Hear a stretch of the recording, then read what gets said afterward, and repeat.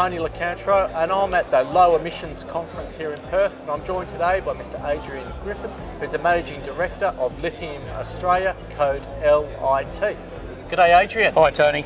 Good conference to be at. So basically you're in charge of Lithium Australia, but That's you're here it. to comment on low emissions, so fire away. To a large extent, and I guess Lithium Australia has been all about delivering ethical and sustainable supply to the battery industry, and we've done that by creating technologies that effectively close the loop, create the circular economy. We have been extracting lithium from waste materials in the Kalgoorlie region.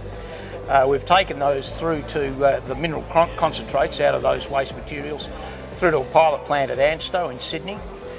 We've then created lithium chemicals out of those, moved those lithium chemicals to our cathode plant in Brisbane, and gone right through to the production of lithium-ion batteries. So that's waste material through to lithium-ion batteries. Beyond that, we've been researching how you then digest those batteries after their useful life and recover those metals to start the process all again. Okay, so a bit of an environmental crusader in the sector? Yeah, well, there's no doubt about that. And I think we belong to an incredibly wasteful society. And today, if you look at that energy metal cycle, we see 97%, that's 97, no decimal point, 97% of batteries in Australia going to landfill. Now, someone has spent an enormous amount of money, expended an enormous amount of energy to make that battery, and what do? Our phone goes flat, so we throw it away and get another phone. Yep. What we've got to do is recycle these things. Not only that, you've got to look at the energy profile of generating those batteries in the first place. And as they say, batteries ain't batteries. No. There are a number of competing chemistries. There's NMC, which is nickel, cobalt, manganese. There's NCA, as goes into your Tesla if you're lucky enough to have one.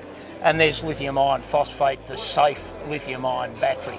Now, if you look at the energy profile to manufacture those batteries, an NCM battery, for example, consumes about 30 to 50% more energy to make than a lithium iron phosphate battery. Why aren't we using those? They're using them in China. In fact, it's legislation in China to utilise those batteries in public transport. So buses, trains, trams in China use lithium iron phosphate. Far less pollution at the manufacturing end of the cycle, not to mention its utilisation. Exactly, so it seems like it's high emissions to create low emissions, and that doesn't make any sense. It doesn't. We've got to optimise it through the whole cycle, and that means recycling the batteries. It means getting better utilisation out of your resources, which is something we've spent a lot of time doing, processing the materials that other people can't process.